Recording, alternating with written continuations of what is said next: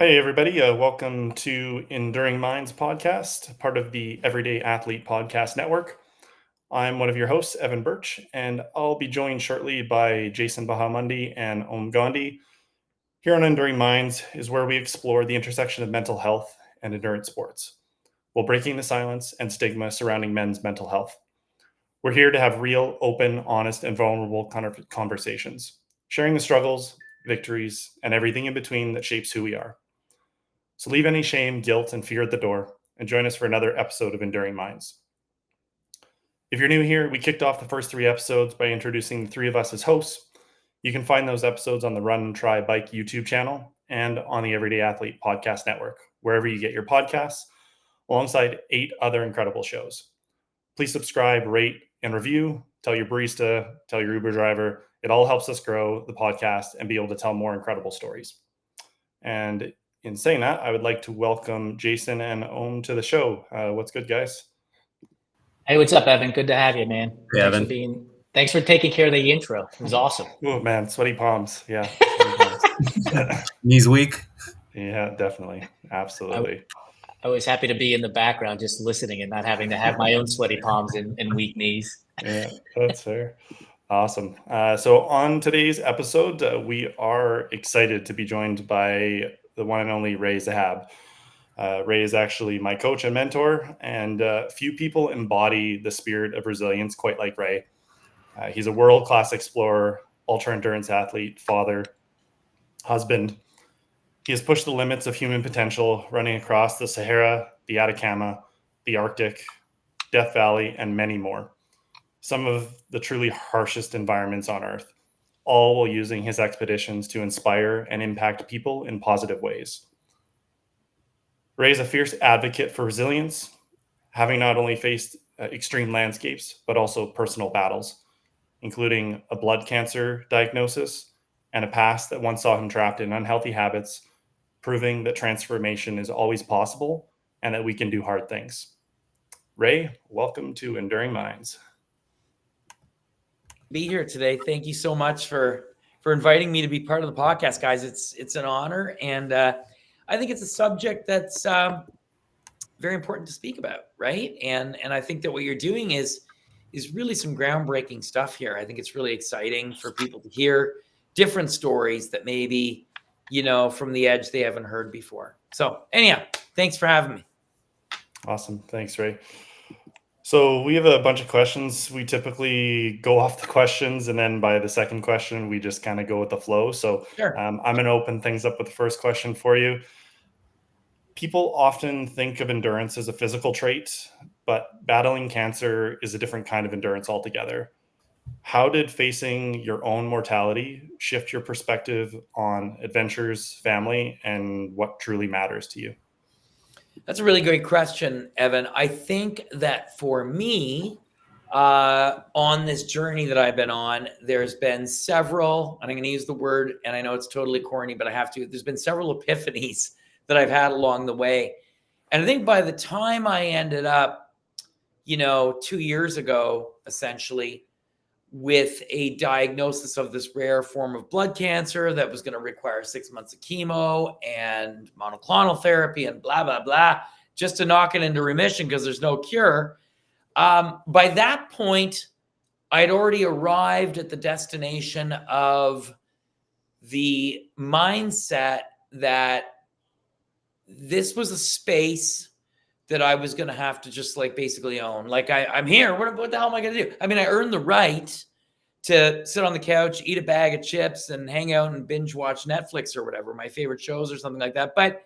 And spend my 6 months doing that. And they're rightful. I mean, we all make our decisions. I could have. But I instead, through all the steps along the way, all the things that I've learned along the way, I thought to myself, no, I'm not going to do that.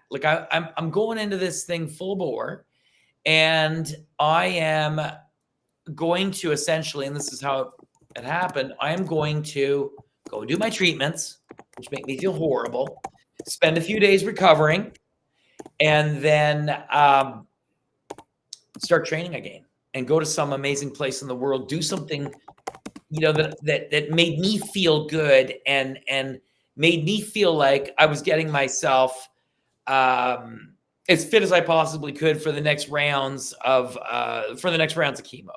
So that was how I played out the 6 months that I went through.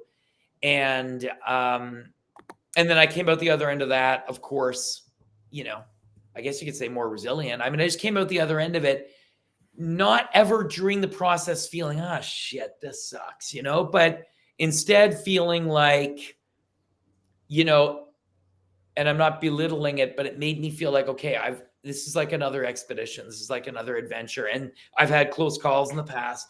I've been able to get through them, and I've learned from every single mistake I've made along the way to make myself stronger. Maybe it was to prepare for this. I don't know. But here I am. I got through it, and I came out stronger on the other end.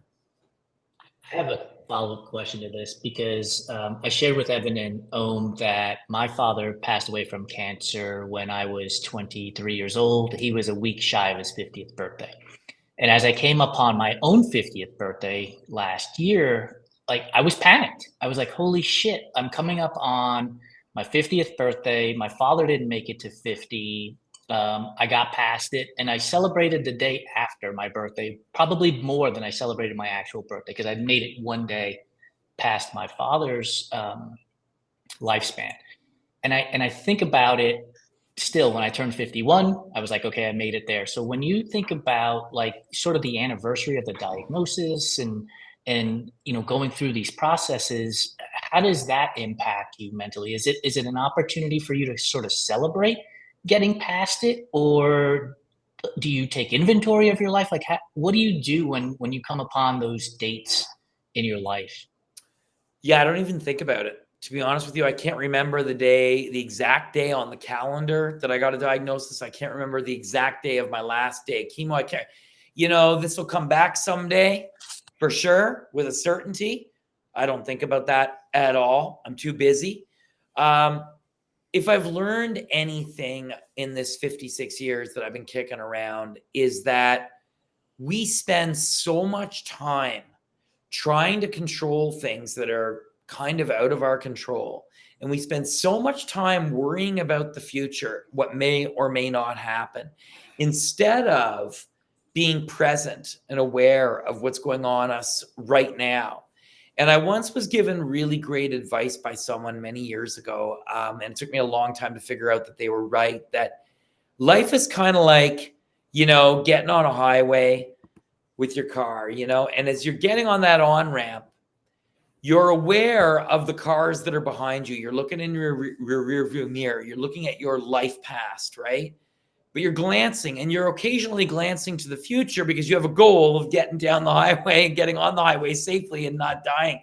And essentially, I've tried to live my life in that way. And with this, as it relates to this cancer, as it relates to everything, in the second 30 years of my life, have decided that I'm going to focus on those things that bring me happiness, even the little things on a day-to-day basis, making a good cup of coffee, or, my daughters are having a good day, or whatever, and be stoked about that. And then there's the bigger picture stuff, like the expeditions I do or my work, and being pumped about that too, and having goals, but I'm not consumed by the future and what may or may not happen. I try to be present. Does that make sense? I mean, it's kind of all over the map, but that's how I look at things. It makes total sense. And I wrote down two notes as you were talking. One is celebrate the small wins, which is something I actually posted about a few days ago, right? We need to celebrate those small wins because they get us to the bigger picture.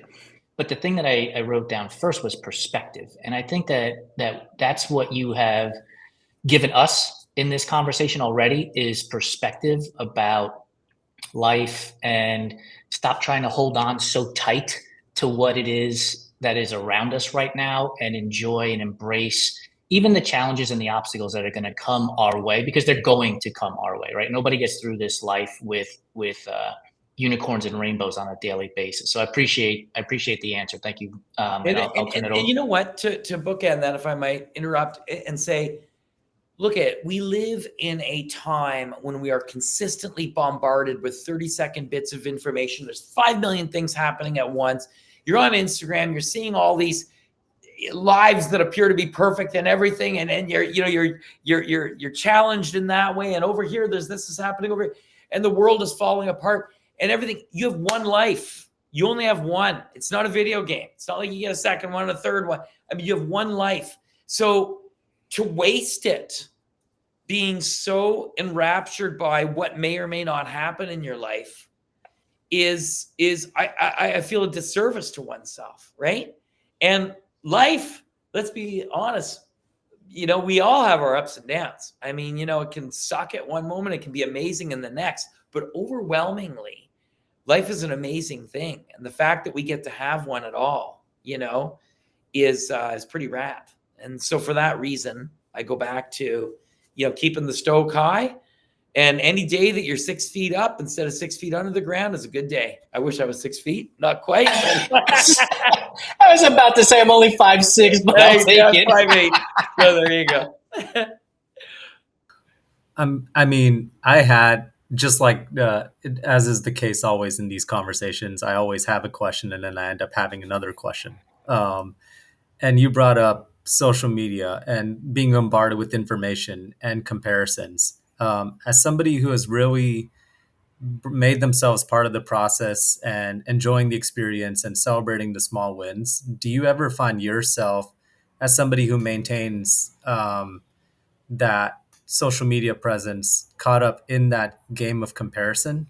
And how do you manage those feelings and expectations? You know what? I'm very fortunate in my job so I do 3 things: expeditions professionally. I run a nonprofit of which I'm a volunteer in, which I know you guys are going to ask me about later, Impossible to Possible.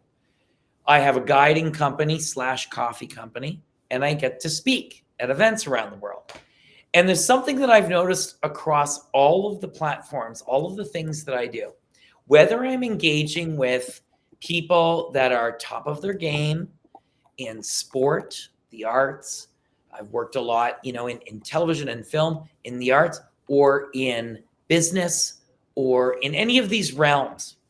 The commonality is there's a comfort level when someone reaches that point in their life where they are comfortable with themselves and they are willing to be,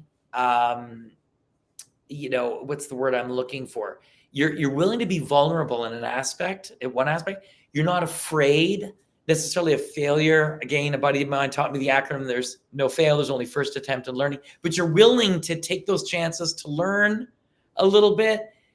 You become very comfortable, and really you get into this point of not giving a shit. You're so busy doing your own thing that I love celebrating the success of others. I love seeing Evan go out and kill it in an ultra or achieve his goal and do it brilliantly and be applauded for it. So that gets me really stoked. I'm not affected adversely necessarily by what I see in social media, but I'm also an old man. So you get to a point also where you're like, what the hell? Here I am, I'm still doing my thing. I got to be grateful for that. And that's the end of it. But I find that social media is a double-edged sword. Being, obviously the founder of a nonprofit that takes 16 to 21-year-olds on expeditions all over the world, you're engaging with young people a lot. I have 2 daughters that are 16 and 13. Social media enables us to learn about the world, connect with people we otherwise wouldn't have, et cetera, et cetera. But on the other end of it, as you had mentioned, it's also a window into unrealistic expectations, things that aren't necessarily true, all sorts of propaganda. I mean, you name it, right? And so I think it's if we're able to utilize social media in a way that is effective for us, it can be a growth tool. But if we become consumed by social media, I think it can be detrimental to one's mental health and by virtue of that, physical health. Yeah, Ray, that's been the trap for even myself coming onto Instagram and thinking, hey, I want to be a part of some brands to help pay for my running addiction, we'll call it, to do these things. And I think it is a slippery slope of, should you be checking your screen time before you actually open the app to be like, oh man, I was actually on there longer than I ever expected to? Maybe that'll stop yourself from doing it. But the fact that we have to even put those things in place to stop us shows us how addictive and, I guess, obsessive we can become with these things. Now, I do want to come back to the presence piece that you were talking about, because I unfortunately had a friend that recently passed away. And you talk about, impossible to possible, coffee company, expeditions, ultra running, family, all of these things. And his quote was, life is too short to only do one thing. And I just hear you living life to the fullest every single day in everything that you're doing, and acting through your values through all of the aspects that you are a part of. And I think, being a fellow girl dad, I have two girls myself, 7 and I guess she turns 10 tomorrow. So Yeah. yeah, how has being a father really shaped you? I know you said it's one of your proudest accomplishments. And how has it changed your perspective on risk, endurance, and the way you really approach your adventures now? Like, what was it like before kids? What was it like after kids? Great question. So the first 30 years of my life, I was very risk adverse, right? I was so afraid of trying new things and taking on challenges, and for fear of failure or what other people would think of me when I for certain failed, and these sorts of things, right? The second 30 years of my life, I made a promise to myself in those early days that I would take on challenges. I would be willing to take risks. I would be willing to try things, maybe fall flat, pick myself up and move on. And that what others thought of those outcomes was less important than what I thought of those outcomes. Because the great things that we achieve in life are very relative to us as individuals. I tell people this all the time. It's my belief that, what you do. I've spoken to people that have ran their first 5K, and they get out there and it feels like they've broke the 2-hour marathon. I mean, it's just an amazing feeling for that person. And it's very hard for them to describe exactly what it means to them, in the same way that the most difficult things that we do in our lives are relative to us as individuals. So if you're going through something and it's extremely difficult, the person sitting beside you might say, oh, that's easy. I could do that. No problem. I get over that right away, but not for you. So life is individual perspectives. And for me, early days, back in the old days, I always wanted to be a dad. I knew that. I always wanted to be a dad. That would be, and I just never thought it was going to happen for me. Because of lifestyle and everything else, I thought, well, that's never going to happen. I can be the crazy uncle to my brother's kids and all that stuff, right? But it's never going to happen. And it did. And it's not one of the greatest achievements in my life. It is the greatest thing that ever happened, period, in my life, was having my daughters. Even though it's World War III in this house sometimes, and there's times when you're pulling your hair out, the good times make it completely worth everything. And I do a lot of adventures with my daughters, as you know, Evan. I've told you lots about. So we go all over the world. We do crazy trips and all kinds of gnarly backcountry running and camping and all kinds of stuff. And both my daughters are really great athletes. They're Nordic skiers, biathletes, flat water kayakers, and sprint canoers. They do all this stuff. From a perspective of risk, has it changed? Well, I don't take myself too seriously. I take what I do very seriously.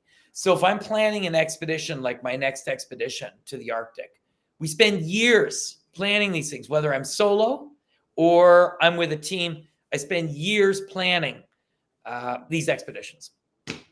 And I plan my expeditions, as a matter of fact, more than I plan my trips to the grocery store, right? I really am involved in that. But my risk level, or my ability to take risk, obviously it's an equation. It's part of the equation. I have a family and I've had close calls. But at the same time, I'm so well planned when I'm going on these expeditions. It's my job and I'm going to do it right. Now, the perspective from my family of what I do, I may as well work in a box factory as far as my kids are concerned. There's nothing. I have a filing cabinet. And in that filing cabinet is all the magazine articles, the Guinness record, the medals, all this jazz is tucked away. My house it's nothing to do with even my wife, Kathy. She's an ultra runner and she's done really well in her races and all of this jazz. None of our awards, none of the things I do are on walls. It's about their successes and the perspective of the things that they're doing. And instead, I try to be a good dad to them and do things with them and grow with them. And as I learned from my buddy Richard Weber, who's an amazing Arctic explorer, we went to the South Pole together in 2009. And Richard's boys grew up to be amazing men. And I said, Richard, what's the secret? And he's like, dude, do tons of stuff with your kids. This was before I had kids because I knew I wanted to do tons of stuff with your kids. That's what I do. I do a lot of stuff with my daughters. Things are in perspective. As far as they're concerned, I have a regular job. Dad goes away. It's a month. I take very good care, lots of logistics doing what I do, but I mitigate risk. And I know that's a long way around to the question, but there you go. I appreciate you going into that, and you sort of answered what a quick follow-up thought I had as I was taking some notes. And I realized that I want to ask, you've done these adventures both without kids and with your kids. How is it different? And how is the experience for you when you're able to share it with your own kids and to be able to pass on that knowledge and that insight? I'd say it's a great question. And I, sort of following up on what Evan was asking, forgive me for leaving that part out, but the expeditions, when I'm doing trips, I've done 40 expeditions. I think 2 were pre-kids, 38 have been with kids. And then obviously all the ultra marathons I used to do and all that was pre-kids. My expeditions, my experiences are richer because I'm taking a perspective in many of these places where I'm at, where I'm meeting people, connecting with people in super remote places. And I'm taking the perspective as a father. And so also I come back, I have another reason to come back, right? I have another reason to come home and share stories, right? With my daughters of who I've met, or, I got stung by a scorpion or whatever, right? They love all the stories. And, there's nothing gets me more stoked than when they're stoked to hear about the stories. Yeah, I resonate so deeply with it. And I think we've talked about this before too, Ray, that, your kids just gravitated towards those things because they saw you doing what you loved and they just wanted to be a part of that. And I've seen that with my own girls, not pushing them into any sort of running and them asking me last year if they can come out for a run on the weekend. And that is honestly the best 5K I have ever ran that first day. Every time they ask me for that 5K on a Sunday, I could give up all my training that week and not care about anything else. And if I get that 5K in, that made my week. Oh yeah. My oldest daughter, she races at the provincial level sprint kayak. I'm not a kayaker. I'm never on the water. I got nothing to do with water, but she's a sprint guy and she loves it. And I've often said to my buddies, I'm like, man, if I could just retire right now and constantly follow her, as I go to all her races, just follow her around, be the sponsor, whatever, just be support crew and do nothing else for the rest of my life. I would be stoked just to do that. Because seeing them grow in their own passions. That's the other thing too. My daughters both have their own passions that my wife, Kathy, and I have nothing to do with. We don't do what they do. They're biathletes. They ski and shoot, so it's not, something that we do. Yeah, absolutely. I got technical difficulties. I got to take the mute off. So the smile that comes to your face when you're talking about your kids, clearly it's joyful for you. And so we talk a lot about mental health struggles and the heavy-handedness of it all. So one of the things I want to do is sort of flip the script and keep talking about this joy, and outside of your kids and hey, I'd give up all of my career to be with them. What are other things that, make you feel most alive mentally and at peace today, especially in retrospect to where you've come from? It's the simpler things. right? I mean, again, in my prior life, first 30 years, when I'm, smoking a pack a day, Evan knows my background, smoking a pack a day, unhealthy guy. It's kind of I don't want to say it's the typical ultra running story, but it really is quite common in ultra running that people transform their lives and they go on and they do other things. And I spent those first 30 years of my life feeling inside very unfulfilled and unhappy and directionless. And I'll be honest with you, we all have good days. I'm not saying, hey, everything's coming up roses every day. It's like we're talking skewing positive or skewing negative, right? I mean, that's the way it goes. And, negativity and unhappiness is like a warm sleeping bag in the Arctic. It's very easy to get into and get all cuddled, warm and cuddly, and not get out because you don't want to get out. Being happy is something you actually have to work on a consistent basis, right?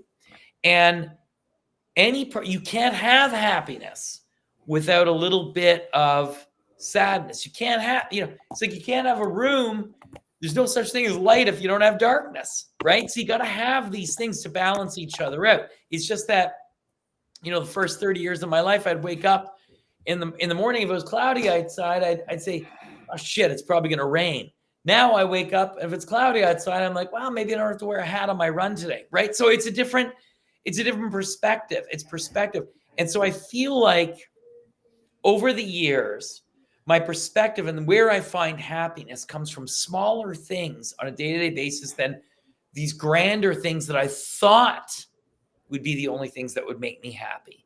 Achieving the next big thing or doing this thing, that's not really where the happiness comes from. The happiness comes from, having an espresso with my buddies and laughing about something stupid, or going away for 2 days trail running with my wife, or whatever, right? It's the random things in life that make us happy. Now, I will say this. In 2007, when we ran across the Sahara Desert, Charlie, Kevin, and I, over the course of that 111 days, as we were meeting people in Niger and Mali, I mean, very sporadically, but meeting people way out there in the desert, in these very, very small 100 people, remote communities, I saw and learned from people that there is a true and authentic joy that is derived from being healthy, having good food, and having your family around you, right?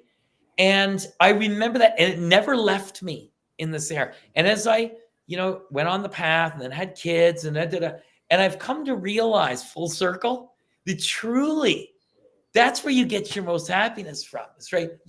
Having a great meal that day, the smaller things like we talked about before, and those smaller moments, those interactions with those people who are absolutely those relationships that you have with those people who are the absolute closest to you.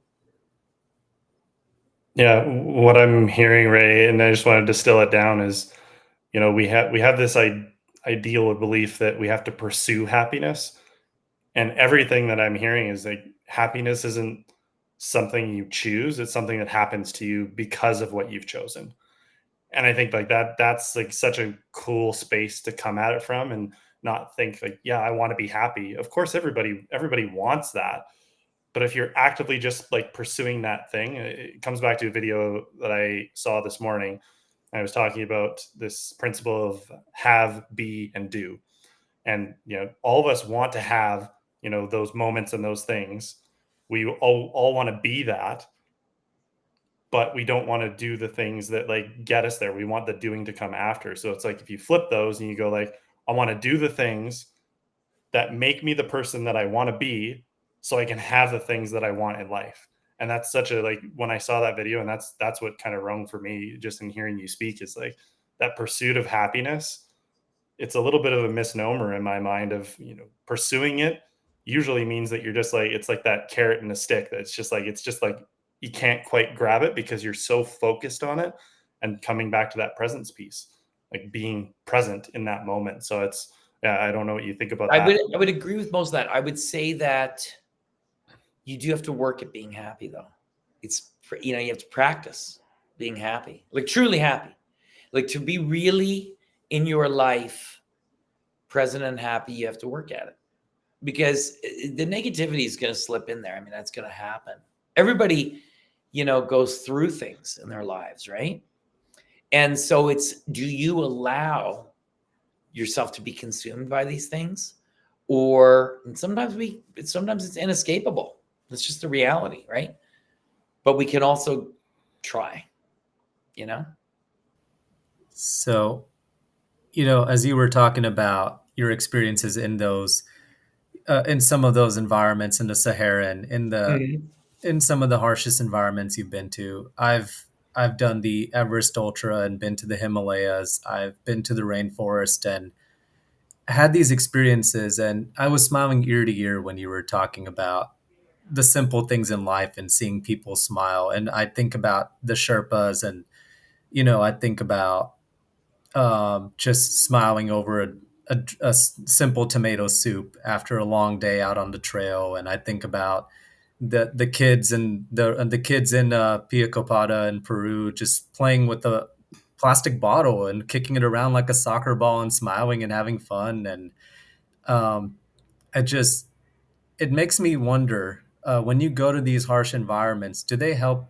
Going back to perspective, do having those experiences and seeing those people enjoying life in with those simple things help you put into perspective your own journey of trying to find happiness and trying to build happiness? Yeah, that's just like, when I was in the Sahara in '07, spending time with people out in the desert, in these remote communities, and gaining perspective, not it's got nothing to do with economics or how where a country's GDP is. It's got nothing to do with that. It has to do with a greater knowledge that some people have of life, and sharing that knowledge. And I was infused at that time with something that it's in all of us, but I didn't know it at the time until I was there. And I was like, wait a sec. Okay, now, you know what? I get what's important, and it's not perhaps what I think it is. It may be something else. And for me, it's not for everybody, but for me, it turned out that the something else was correct. Right. So, but life is a series of experiences. And I go back to that first thing where I was saying, you've got this one life to experience as much as you possibly can, to meet as many people, if you choose so, as you possibly can, and to learn from others and never be afraid of learning along that entire journey. Because the more you learn and the more you experience, the product of who you are is constantly evolving all the way to the end, you know? This is a great segue to a question I was thinking of as you were talking earlier, is you're creating a boatload of memories all along the way. All of these different scenarios that you find yourself in with your kids, with your wife, with expeditions, with all of the different things that you do.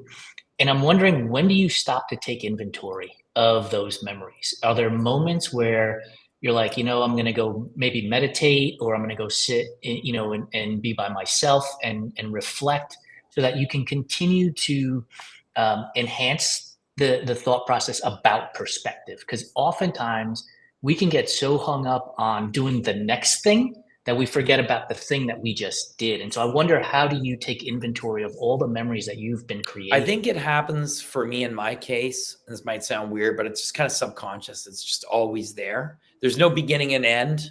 There's no timeline. It's just a big, this big ball of hair that's in my head. And all of these events are non-chronological. I'm writing a book. It's actually my third book. I'm working on it right now with a friend. And like I said, 40 expeditions. And like, if I go back to running the Sahara, I remember every day that we were out there. It's like it was yesterday. And I can't remember. It feels like, was that before I ran across the Atacama or after? And it's because it was many years before, but they all feel like they're on a similar timeline. So there's no deep leap into the past, nor do I dwell on the past or rest on laurels, as they say, or you know what I'm saying? It's just a collective of experiences that continue to move along. And as far as that next goal that's happening, again, I'm not fixated on the goal. I have the goal and I prepare properly for it. And I'm very good at preparing for things because I have a lot of experience preparing for things. That's my jam, but it's not, it doesn't consume me, if that makes sense.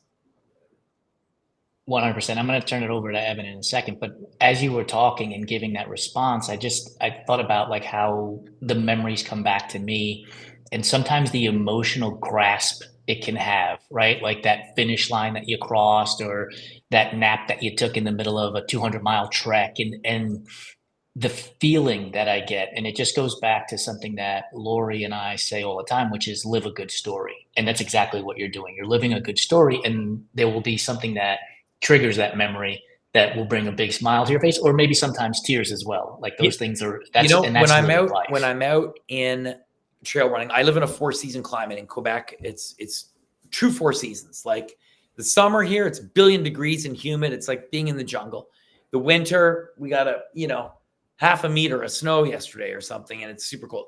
So at any rate, I'll be out on the trails with my daughters, and it smells that will really, and all of a sudden I'll catch the smell. I say, oh my God. I said, girls, can you smell that? And they're like, yeah, what? I said, no, smell that is what the Amazon smells like. I'll tell them. That's exactly what it's about.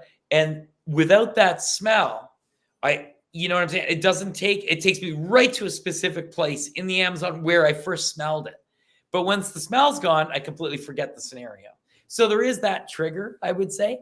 But more often than not, or I've been in places where, I've been on an Arctic expedition, completely non-related to anywhere else I am. But the Arctic in the middle of winter, when I'm on these expeditions, it looks like the desert looks. If you squint your eyes, it looks like you're in the Sahara Desert. And I'll say, oh my God, that rock is exactly like a rock that I saw in the Sahara. And it'll take me back to that rock, and I know where that rock is. You know what I mean? So I do have those moments, but yeah. Yeah, that's, I think about you sharing about being on the trails with your girls and the smells. And I can guarantee you those are those seeds that you're planting that future time in their life, when they smell that, they're going to remember being on that trail with you, which is such a cool experience. I saw a video of a dad who's saying every time he gets into a car with his kids, he has a playlist and he plays the same 20 songs over and over again. And the kids absolutely hate it. They're like younger kids. And everybody asks him, like, why do you do it? They absolutely hate it. He goes, because when I'm not here and they hear those songs come on, they're going to remember the times that we had in the cars and our talks that we had. And that's like, those are those senses that like are so visceral. So I just wanted to kind of comment on that before I go into my next question here. So like, you've spent so much time in some of like truly the harshest environments in the world. Mm-hmm. And I can imagine during those times you have a lot of solitude. Sometimes these are solo expeditions, sometimes these are with people. But do you find that during certain times that thoughts creep in harder when you're by yourself versus with others? And kind of what advice would you give to people? I mean, a lot of people who tune in do run ultra races. We are endurance athletes, and we have those times when we're alone. What advice would you give to people for those moments that they find themselves in those difficult times and those difficult environments for them? Like you said, that it's all relative in perspective for them. Like when they find themselves in that last 10K of an ultra and they're in their harshest environment that they've ever been in, what would you say to that? Well, you know what? I think an interesting underpoint is that as human beings, we typically underestimate ourselves physically, mentally, emotionally. As individuals, we underestimate ourselves. So if you're training for a marathon and you step off a curb and you crank your ankle, your training's done that day and you may not train the rest of the week. I mean, you'd be limping around. Okay, reverse, go back in time. It didn't happen. You're in the marathon. You're in the marathon that you trained for. You step off the same curve, twist the ankle exactly the same way. And you're like, son of a bitch, it's just killing. But you finish the marathon. You rise to the challenge. And when the game is on, we can really rise to a different level, right? I mean, that's the amazing thing about human beings. So when I'm doing these things, first of all, I know now, after all these years, I'm probably capable of more than I think I am. I can get through this thing. That's number one. Number two, I remind myself when the shit hits the fan and it starts getting uncomfortable out there, and I start feeling a little sorry for myself because my feet are killing me, or I'm exhausted, dehydrated, hypothermic, whatever. I remind myself that I chose to be here. I chose to do this. It's not like someone forced me to do it. I wanted to do this thing, right? And so to embrace and own, all of what this is right now, the good and the bad. And that's how you get through it, right?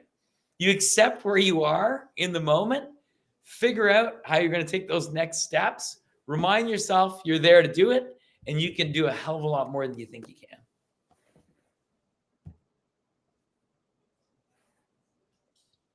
Ray, it has been a phenomenal time chatting with you. We do have a segment of the podcast that we typically end with, which is called Stop, Start, Continue. It's based on the Japanese tradition of misogi. At its core, misogi is about transformation, shedding old habits, beliefs, and ideas, embracing and letting in new and more powerful versions of yourself while letting go and surrendering in order to grow. So I'm going to pose this to you. Stop. If you had to choose one mental or emotional habit you want to leave behind this year, what would it be and why? One habit, did you say? Mental habit? One mental or emotional habit, yes. Wow, that's a tough one. I think maybe that's a really tough one because it's one that's very insightful. So I'm trying to think of the exact right one. What would I leave behind? I think maybe my absolute willingness to do anything, because that could be dangerous. So I think I would leave that one behind. That's a great answer. And I'm glad you followed up with why, because I was about to ask you why. So let's jump to the start one. If you were to commit to a radical mental shift this year that would force you to grow in new ways, what would that be and why? To grow in new ways, a mental shift to grow in new ways. I think I would try to be more introspective with my time, because I can wake up at 4:00. It doesn't matter. I can go to bed at midnight, wake up at 1:00, and there's never enough time to do everything that I need to. So I would become a better manager and steward of my time, like I do on my expeditions. Everything's mapped out minute by minute. But when I'm at home, it's like a bomb went off, like a time bomb went, like a bomb of time. Like it's just a disaster. So I think I'd fix that. As they say, right, a messy desk is the sign of a clear mind. So, you obviously must have a clear mind then. The last one is continue. If you had to symbolically cleanse or renew one aspect of your mental health in the next year, what would that be? Renew, and like why? keep it going? Oh, I would say my Yes. resilience. For sure. Because I feel like I thrive during adversity, certain adversities, but there's certain adversities that I still find very difficult, right? If my kids are going through a hard time, I find that very difficult. It takes an emotional toll on me. So, to be able to become more resilient in that aspect too, instead of, hanging on to it too much, letting go of that a little bit. I appreciate the answers, and I know our audience is going to get a lot out of that. So I thank you very much for those responses. Yeah, Ray. Just to close things out here. So first, thank you for your vulnerability and your willingness to share the deeper parts of your story. I'm sure there's questions that you would love to be asked that we've hopefully asked today about family, work, all the expeditions, everything you're doing. And I don't know if you knew, but when I first started ultra running, before I even knew you, I had your quote on my Strava that said ultra running is 90% mental, the other 10% is in your head. And they always say, like, don't meet your heroes, never do that. And like your mentorship and guidance as my coach, friend, everything. I'm deeply grateful for. It's funny to just see this come full circle, to have you on a podcast that I'm hosting with Jason and Om, and to have that, it's truly special. So I wanted to thank you for that. Do you have any final Well, thoughts? I think it's funny, for your audience to know that, like, I'm friends with Evan's wife, Cassie, and been friends with her for years. Never even knew he existed. No, I'm just kidding. I heard about him all the time. And she was like, "Hey, can you Evan, my husband Evan's running an ultra. Can you, talk with him one day?" I said, "I'd love to talk with him." Now, I never talk to Cassie. Evan and I talk all the time. And so I got to talk to Cassie the other day for the first time. So it's interesting, you'll have these friends and they introduce you to others, and there you go. It's great. Yeah. It's an honor. Do you have any final thoughts, words of wisdom, or a story you want to leave us with? Well, I would say I would remind people that, I'll get these messages now and then, and it'll be, "Hey, I want to run a marathon, or I want to run a 10K. How do I get started?" And I remind everybody, pun intended, everything starts with the first step. And everybody has goals and everybody has things they want to achieve in life, but to just slow down for a minute, take stock of where you're at, build a plan, and don't try to, as tacky as this is, build Rome in a day. Just get out there, one step at a time. As a matter of fact, very specifically, so this one person, "How do I run a 5K?" And I said, "How much running do you do, Herman?" I don't do anything. I've just been sitting on the couch. I don't do any exercise. I said, "Okay. Do you own a pair of running shoes?" They said, "No, but I have sandals that I can walk in." This was in the summer. I said, "Okay. Put your sandals on tomorrow morning, walk to the end of your laneway, and then walk back and take your sandals off, go sit on the couch. Next day, get up, put your sandals on, walk to the end of your laneway, hang a left, go a block, turn around, come back." They're like, "Well, I can do that now." I said, "No, but you got to build a sequence. You got to build a habit. You got to build a set of behaviors in order to start achieving that next goal. After you get to a point where you can walk to your local running store, buy your shoes, throw the sandals out there, walk home in your running shoes. Congratulations. Now you're a walker, and now you start adding in your running. You know what I mean? So it's like building that healthy habit and that sequence in life. And it applies to absolutely everything. Yeah, that's beautiful. I mean, it speaks to ultra running in general. I mean, the quote that comes to mind for me is, "Don't try to boil the ocean." And that's right. Like that's Or what how it do is you for eat me. an elephant? Yeah, exactly. Right? We tell the kids this all the time, right? One bite at a time. I'll tell you what, I'd eat that whole elephant. Some days after a long run, I could eat that whole elephant. Absolutely. So I want to thank the audience for joining us on Enduring Minds episode 4. We are a proud part of the Everyday Athlete Podcast Network with one of 9 incredible shows. We are one of 9 incredible shows. So please subscribe, review, rate. Like I said, tell your barista, tell your Uber driver, as it will allow us to continue to bring incredible guests like Ray and their captivating stories to our community. Our next episode will feature Toby Oler on February 25th. So tune in for that. You don't want to miss that one. Incredible story from Toby.